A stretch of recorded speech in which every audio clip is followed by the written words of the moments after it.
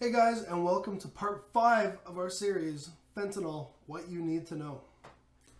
In the last video, I covered our remediation process, where in this video, I cover what to do if you suspect that you are in a fentanyl-contaminated property, how to protect yourself and your property from becoming contaminated with fentanyl. So if you ever find yourself in a property and you suspect fentanyl is present because of any of the visual warning signs that I showed you in part 3 of this video series, the first thing you need to do is immediately remove yourself from the property without touching anything. Even door handles or walls, counters can be contaminated with fentanyl and absorbed through your skin. Call police 911 and make sure you follow up to find out who the lead investigator is. It's important that if you are the victim or if it is your property, to make sure you are listed on the police report as a victim. This will simply just help you obtain more information on your property as the investigation continues. Some fantastic information that can help save lives is knowing how to recognize opioid intoxication in others and in yourself. If you ever come across someone experiencing these symptoms, there's a good chance they are having an opioid overdose and you need to call 911 immediately. Their breathing is very slow or not at all. Their nails and lips are blue, choking, throwing up. They're maybe making gurgling sounds. Skin is cold and clammy. That's a really big one. And you cannot wake them up. And if you suspect you have come in contact with an opioid such as fentanyl, it's very good to recognize the intoxication in yourself, such as an altered mental status like confusion. You may experience breathing problems. You have very slow breathing or not breathing at all, extreme sleepiness or loss of alertness, and you may feel very sick, including nausea or vomiting.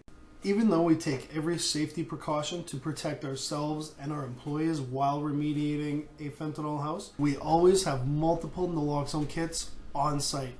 Usually 2 right near the entry and exit and 2 inside the house.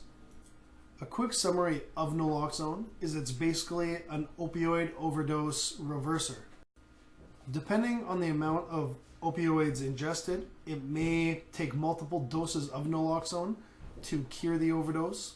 There's still no guarantee it will completely prevent overdose or death, but it is the best line of defense that we have to prevent an opioid overdose. In the case of accidental contact, the best thing you could do as a landlord or property manager to protect your property is make sure you fill out those rental agreements.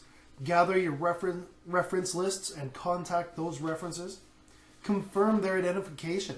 Do a credit check on them, request security clearance and criminal record checks, and be aware that a criminal may likely be using fraudulent information, and most importantly, conduct frequent inspections on the property as much as you can according to your local laws. I'm now just going to go over a quick case study of pretty much a worst case scenario a family had to experience. So they moved into a new home, and right away they all reported being sick, and this lasted on for over a year. The doctors couldn't find out what was wrong with them. The children were diagnosed with ADHD, asthma, other conditions. They just couldn't figure it out. So after the year, the house was tested and results came back positive for methamphetamines. As it turns out, the previous owners were producing meth in the house. The 6-year-old boy that was living with them was found with the same levels of methamphetamine in his system as an adult drug abuser. There was obviously a lot of meth contamination within this house. 100 milligrams is all it takes to get high, but a chronic binge user can ingest up to 5,000 milligrams a day. In comparison to fentanyl, only 2 milligrams is a lethal dose, compared to 5,000 milligrams. The smallest fraction of a percent of fentanyl can do just as much damage, if not worse, than methamphetamines. Why I wanted to bring this issue to light is because meth in your home can make you sick. Fentanyl in your home can be potentially lethal. That is why I recommend to all homeowners, especially those who are planning to buy or have recently bought a new home but had previous tenants, especially if those previous tenants were renters, to get your house tested for fentanyl. Our testing kits have a detection limit of 200 nanograms. That's 100 times less than the amount required to feel the effects of fentanyl. The testing is so affordable relative to the consequences fentanyl can bring, including the cost to completely remediate an entire house. Even in pediatric use, a newborn baby can still safely consume 2.5 to 3.5 micrograms of fentanyl per hour. So our detection limit of 200 nanograms can give you a pretty good peace of mind that your house is not contaminated with fentanyl.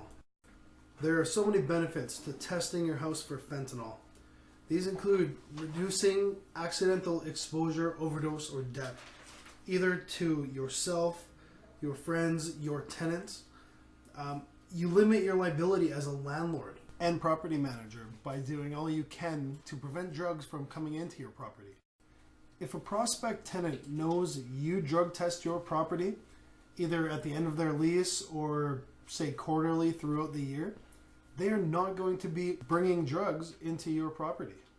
And as a landlord or property manager, you're going to be more likely to sell or rent your property because you have done all you could to make your property drug-free and have the testing to back it up. As I said in one of the earlier videos, 100% of the houses we've remediated for fentanyl were rental properties. If we all get together and we all start drug testing our properties, we can push these drug users, producers, and sellers away from our properties and neighborhoods. But perhaps most importantly, it can give you the peace of mind that you know that you and your family are living in a safe home. Thank you for watching part 5 in our video series. I really hope you got something from that, at least something to think about and consider. If you're looking for any sort of testing solutions, go to our website, Mayken.com. Hey guys, don't forget our final part of our video series is up next, where we take you inside a busted fentanyl lab. This is one of the worst houses, most contaminated houses we have ever encountered. I also go from before and after photos of multiple other labs we have remediated. You don't want to miss this one. There's a lot of good footage, a lot of good pictures. I'll see you there.